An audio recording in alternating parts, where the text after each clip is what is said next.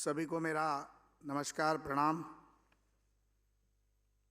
अंतर्राष्ट्रीय मंदिर सम्मेलन के इस 3 दिन के सम्मेलन के आखिरी पर्व में हम आज यहाँ मैं प्रसाद लाड, आप सभी का दोस्त, आज आपके सामने खड़ा हूँ। ये 3 दिन के सम्मेलन में आप सभी ने बहुत ही मन से उपस्थिति दी और जो हमारे मन में था, पूरे दुनिया भर से 1250 से भी ज़्यादा मंदिरों का रजिस्ट्रेशन और 867 मंदिरों का फिजिकल यहाँ पर उपस्थित रहना, 400 मंदिरों का ऑनलाइन उपस्थित रहना, ये अपने आप में ये धर्म कितना मजबूत हो रहा है ये बताने की कोशिश कर रहा है। ये आज इस माध्यम से लोगों के सामने गया है। मैंने मेरे पहले दिन के भाषण में भी कहा था, धर्मो रक्षति रक्षिता। आज हम जो कर रहे हैं, मैं कुछ चीज़ें गिरीश ने जो बताई उसको थोड़ा आगे लेकर जाके ये क्यों हुआ, कैसे हुआ, मेरे आखिरी स्पीच में मैं आप लोगों के साथ शेयर करना चाहता हूँ। क्योंकि जैसे मैंने अभी वो एवी में आपको बताया गया कि ये सिलसिला शुरू हुआ है, एक सेमिनार करके हम चुप नहीं बैठेंगे, तो सातत्य से इसे आगे कैसे बढ़ाया जाएगा, इस मंदिर सम्मेलन को और बड़ा कैसे किया जाएगा, 1250 लोगों से 12,500 लोग इससे कैसे जुड़ेंगे, ये इसमें प्रयास होगा। और धर्म की रक्षा करते करते समाज के संस्कारों को, धर्म का और संस्कारों को जोड़ने का काम भी हम इस माध्यम से करने वाले हैं।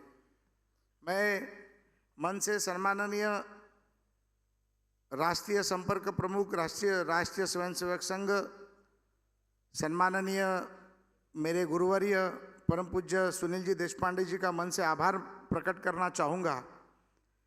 मुझे याद है विधानसभा का बजट सेशन चल रहा था और 1 मार्च 2023 को माननीय परम पूज्य मोहन जी भागवत जी का हमें बुलावा आया। मैं, मेरी पत्नी नीता, मेरे बच्चे, मेरा दामाद, मेरी बेटी गिरीश जी, हम लोग सभी नागपुर स्थित परम पूज्य मोहन जी के प्रमुख स्थल पर मिलने गए। सुनील जी ने वो व्यवस्था की थी और जब वो विषय हमने उनके सामने रखा कि एक टेम्पल कन्वेंशन हम करना चाहते हैं, मेरे जीवन में मैं तो मोहन जी को बहुत कम मिला हूँ, क्योंकि इतने बड़े आदमी का आशीर्वाद हमें इस कार्यक्रम से मिला है। लेकिन जो सुना है मैंने, ऐसे कभी हुआ नहीं होगा कि राष्ट्रीय स्वयंसेवक संघ के प्रमुख एक विषय रखने के बाद 1 मिनट में बोलते हैं कि एक कार्यक्रम में मैं आ रहा हूं, आपकी डेट बताओ। और उन्होंने कहा कि विषय बहुत जबरदस्त है। 18 मार्च को संघ की राष्ट्रीय बैठक थी। राष्ट्रीय बैठक में ये विषय को मैं बात करूंगा और 19 तारीख को सुनील जी आपको ये विषय के बारे में कंफर्मेशन डेट देंगे। तो हमने 22, 23, 24 जुलाई और 29, 30, 31 जुलाई ऐसी 2 डेट माननीय परम पूज्य जी को दी। जिसके पीछे का कारण उन्होंने पूछा तो कहा कि अधिक मास है, वाराणसी नगरी है, महादेव के दर्शन होंगे और आने वाले 1200 मंदिर टेम्पल ट्रस्ट को महादेव के दर्शन होंगे, तो विश्व के सबसे बड़े बलवान भगवान का दर्शन सभी को हो जाएगा। ये उसके पीछे की भावना थी। और 19 तारीख को सुबह ही माननीय सुनील जी का फोन आ गया और बोले 22, 23, 24 का प्रोग्राम फिक्स करना है, और वहां से ये प्रवास शुरू हुआ। ये करना इतना आसान नहीं था। कोई प्रोजेक्ट करते हैं, राजनीति में कोई चुनाव लड़ते हैं, राजनीति में किसको हराते हैं, ये बात अलग हो जाती है। लेकिन धर्म को एक साथ बांधना, धर्म को एक साथ आगे लेके चलना, जैसे महालक्ष्मी के एडमिनिस्ट्रेशन ने कहा कि छत्रपति शिवाजी महाराज ने कहा था कि धर्म को एक साथ लेके जाने के लिए हम सभी राजाओं को एक साथ जाना होगा। और तब से ये सिलसिला हजारों सालों का सिलसिला, जो हिंदू धर्म को कोई ईस्वी सन नहीं है। जैसे हम कहते हैं कि वाराणसी नगरी को कभी बसी ये बताया नहीं जा सकता। कहते हैं कि 5000 साल पहले महादेव स्वयं यहाँ आए, यहाँ आकर वसे और उनकी त्रिशूल के ऊपर उन्होंने ये वाराणसी नगरी को बनाया। ये है हिंदू धर्म, जिसका कोई ईस्वी सन नहीं है।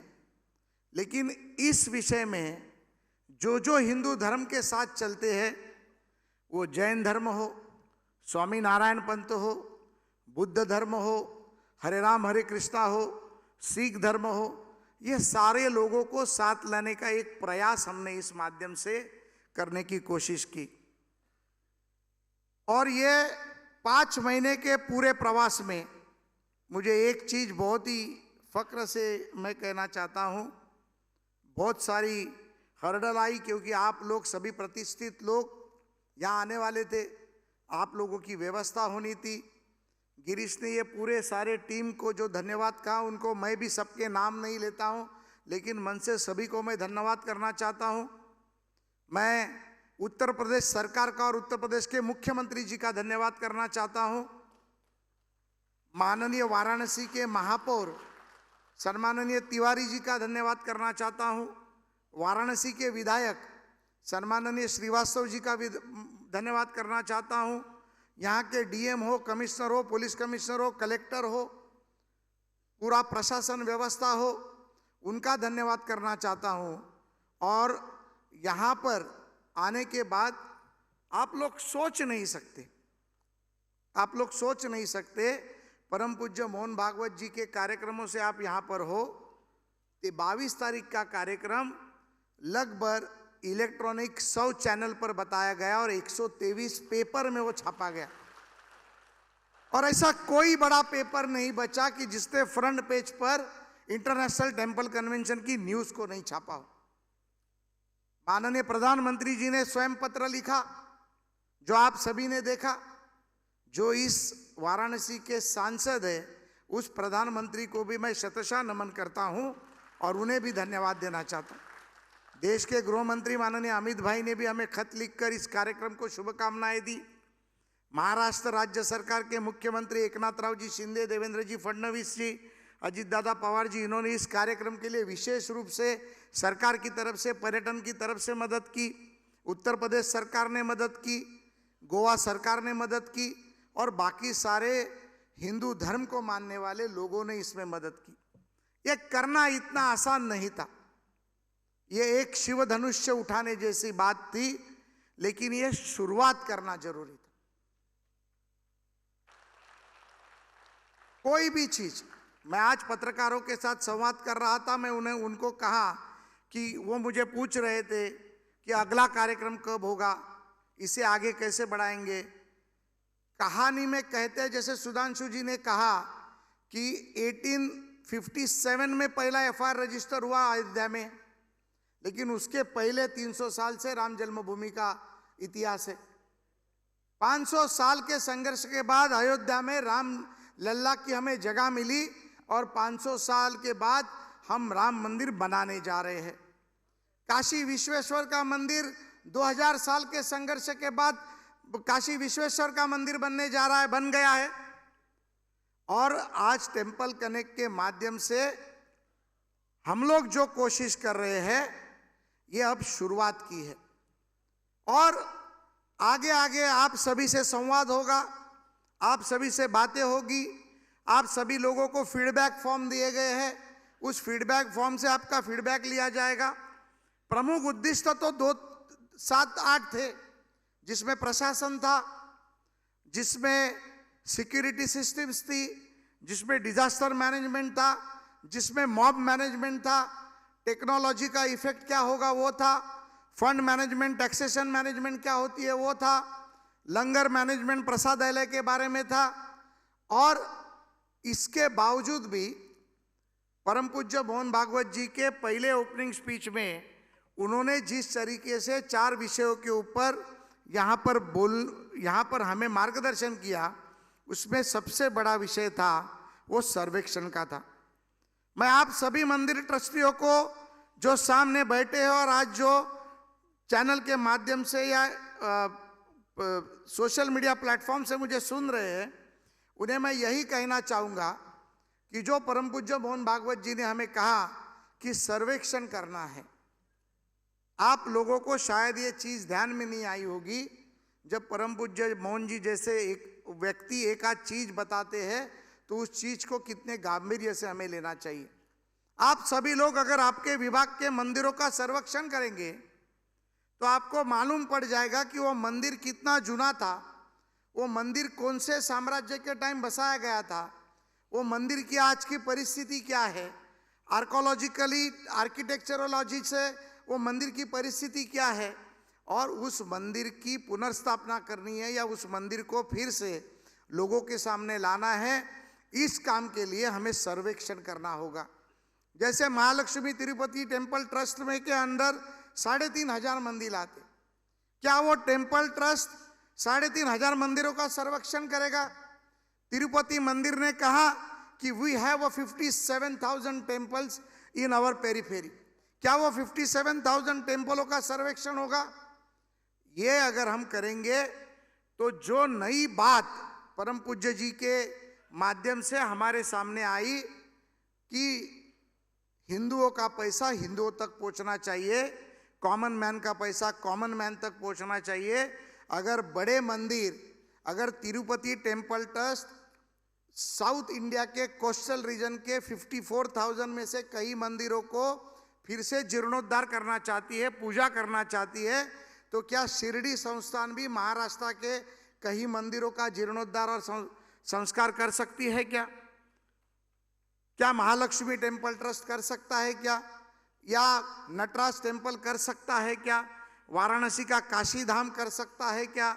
अयोध्या का राम मंदिर, कई मंदिरों का निर्माण कर सकता है क्या? ये सारी चीजें सर्वेक्षण के माध्यम से हमारे सामने आएगी।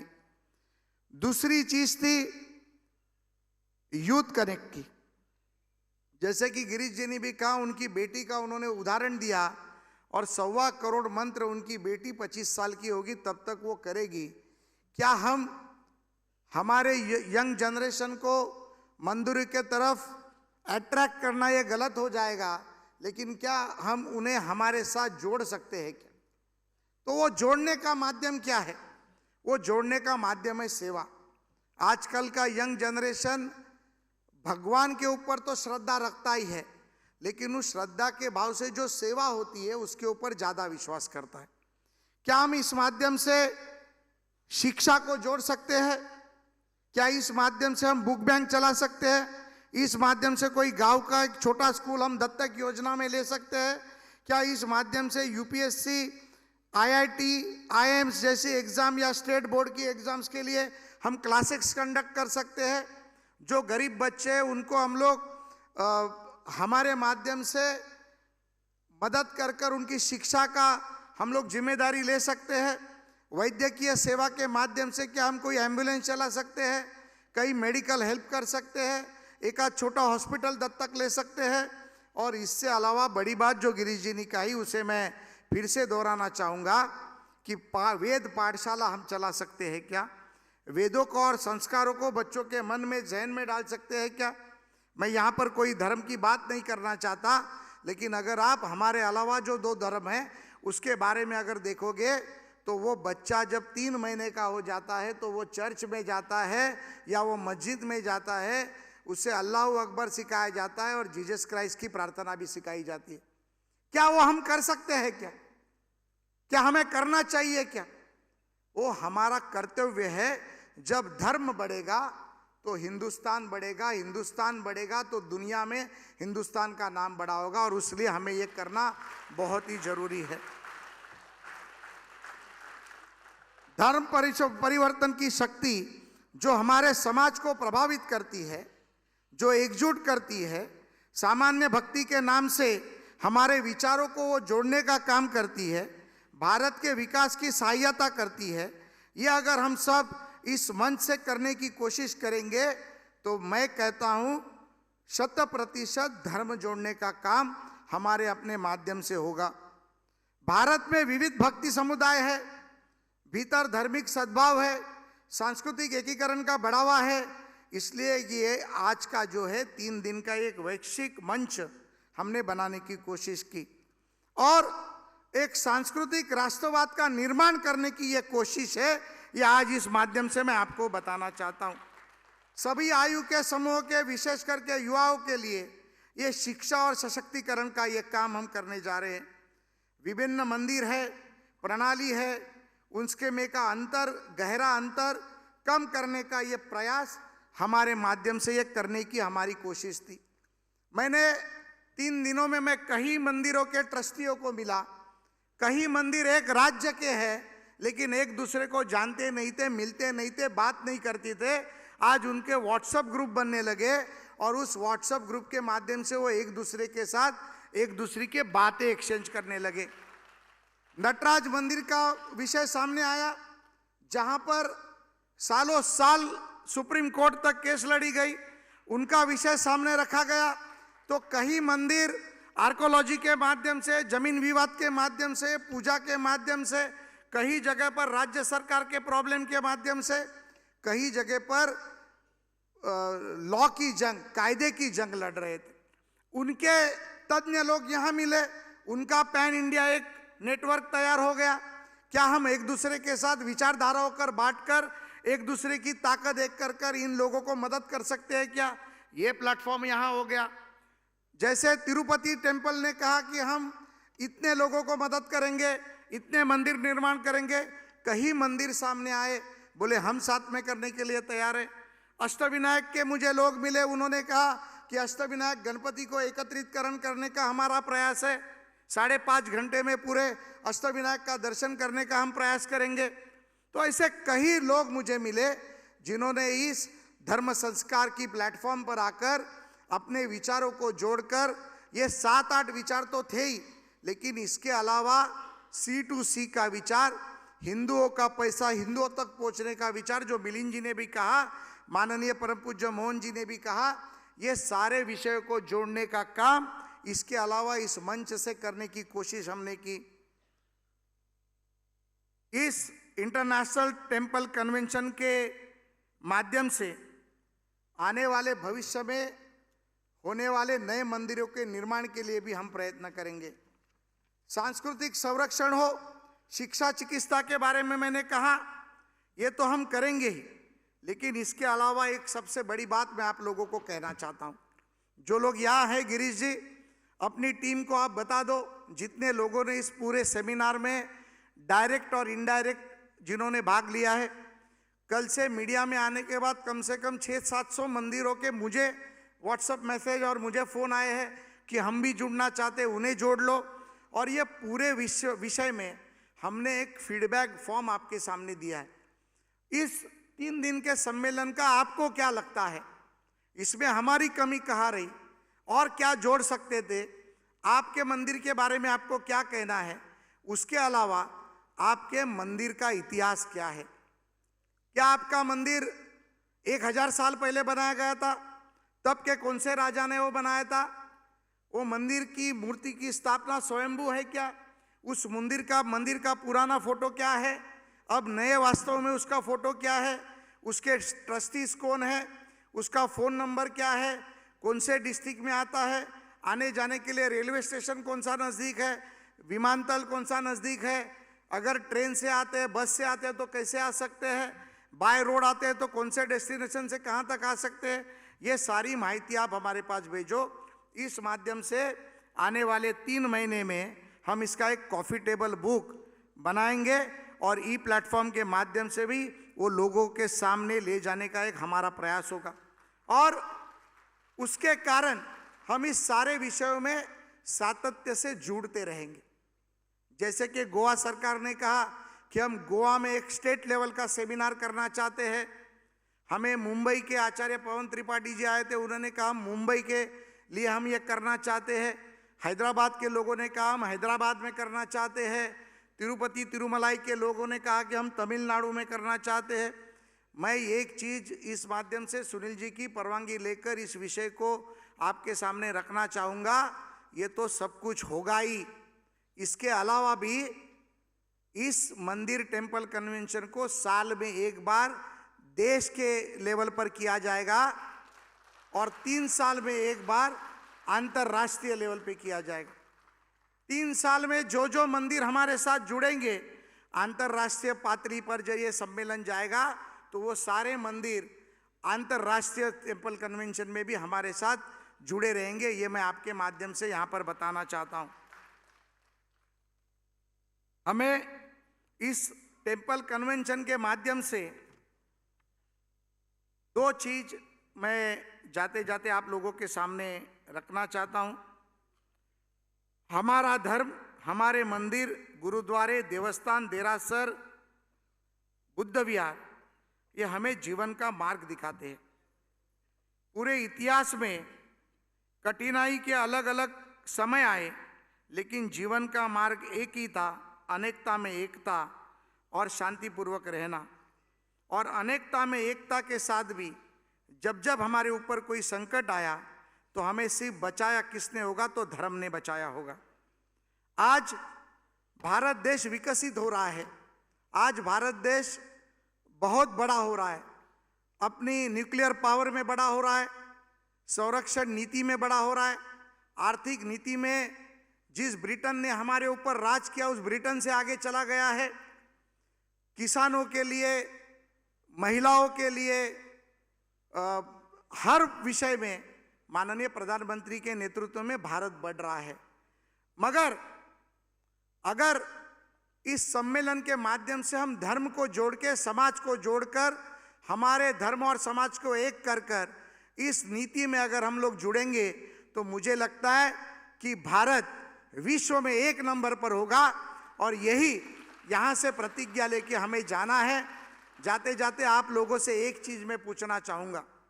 बहुत लोगों ने मुझे पूछा कि आप इस पूरे व्यवस्था को कैसे जोड़ेंगे। मेरे मन में 2 विषय आए जो मैं आपके सामने पूछना चाहता हूँ। क्या इस मंदिर सम्मेलन को एक प्लेटफॉर्म में फेडरेशन के माध्यम से नेशनल लेवल पे और फेडरेशन के माध्यम से इंटरनेशनल लेवल पे हम लोग जुड़ा सकते हैं क्या? आपका आंसर चाहिए मुझे, जुड़ा सकते हैं क्या?